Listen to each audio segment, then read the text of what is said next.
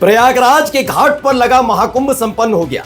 यकीन मानिए, संतों की सरकार होने का दावा करने वाले योगी आदित्यनाथ से आखिरी वक्त तक ये उम्मीद थी कि वो महाकुंभ में हुए हादसे पर सच स्वीकार करेंगे। अब तो बताएंगे कि यहां गलती हुई थी, क्योंकि वहां मरने वाले अब्दुल सलमान या शाहरुख नहीं थे, बल्कि हिंदू समुदाय से ताल्लुक रखने वाले लोग थे। लेकिन ये उम्मीद उसी वक्त टूट गई जब सदन में खड़े होकर महाकुंभ में हुए हादसे पर सवाल उठाने वालों पर कविता पाठ योगी ने कर दिया था। अब रही सही कसर उनके अधिकारियों ने कर दी है। नमस्कार, मैं हूं प्रज्वल गौतम और आप देख रहे हैं खबर चौक।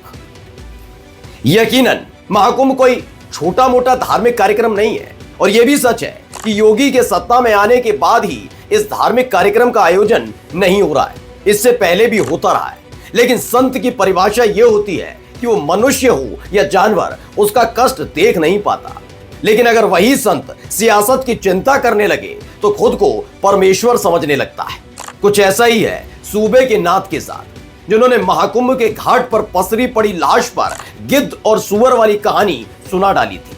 वरना सनातन परंपरा के सर्वोच्च पद पर बैठे भगवान अविमुक्तेश्वरानंद सरस्वती ने भी महाकुंभ में हुई भगदड़ पर सवाल खड़े किए थे। लेकिन जब सूबे के महाराज की जुबान में ही इतनी तल्खी हो तो सिपाही कैसे पीछे रहते। तो अब उत्तर प्रदेश के डीजीपी का बयान आ गया है। जरा उनके इस बयान पर गौर कीजिएगा और नजर डालिएगा। उन्होंने कहा कि बिना किसी बड़ी घटना के, यानी किसी बड़ी घटना के, हम लोगों ने पूरा महाकुंभ को संपन्न कराया है।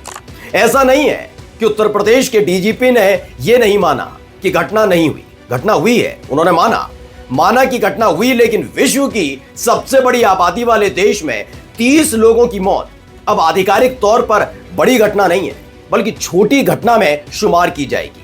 हे 21वीं सदी के सुग्रीव, बस इतना और बता दीजिए कि छोटी घटना का मानक कहां तक स्थापित किया गया है। कितनी मौतों पर सरकारी मुलाजिमों को छोटी घटना कहने का हक है? क्या यही बात आप महाकुंभ भगदड़ में जान गंवाने वाले लोगों के परिवार वालों की आंखों में आंखें डालकर कह सकते हैं? समझते हैं मजबूरी आपकी भी है कि जब सूबे के महाराज ने ही लाशों की गिनती करने वाले और महाकुंभ में संगम में फैली गंदगी पर गिद्ध और सुअर वाला उवाच सुना दिया तो आपके हाथ भी बंधे हैं। किसी ने सच कहा कि महाकुंभ में जिसने जो तलाशा उसको वह मिला। गिद्धों को केवल लाश मिली, सुअरों को गंदगी मिली। सूबे के नाथ है स्मरण इस बात का भी कि सदन में खड़े होकर आपको खल रही थी बात कि कैसे अखिलेश यादव ने मुख्यमंत्री रहते हुए एक गैर हिंदू को महाकुंभ का प्रभारी बना दिया था। आजम खान के प्रभारी रहते हुए कैसे महाकुंभ का आयोजन हुआ।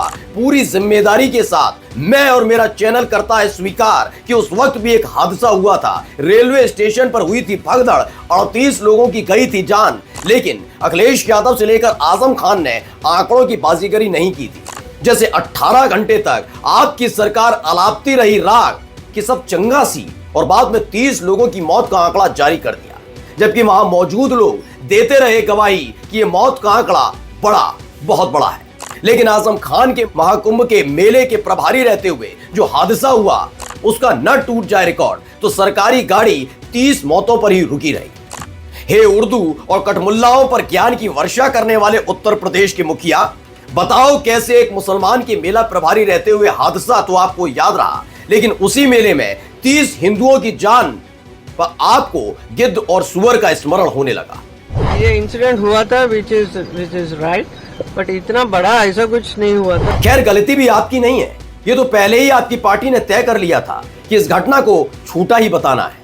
बड़ा बताएंगे तो सियासी तौर पर पिछड़ जाएंगे, लोग मारेंगे ताना कि देखो एक मुसलमान के वक्त में महाकुंभ में क्या जबरदस्त व्यवस्था रही, जबकि हिंदुओं की ठेकेदार बनने वाली संतों की सरकार में महाकुंभ में हिंदुओं को कुचल कर मर गए। मुबारक हो आपको कि आपकी सत्ता पर आंच नहीं आई। मुबारक हो आपको कि नहीं हिला आपका सिंहासन। मुबारक हो आपको कि सत्ता के दम पर महाकुंभ में फैली व्यवस्था को सलीके से समेट लिया। अब लीजिए राहत की सांस कि महाकुंभ का समापन हो गया है, और इस महाकुंभ के नाम पर अपनी जय जयकार कराने की तैयारी कीजिए। नमस्कार।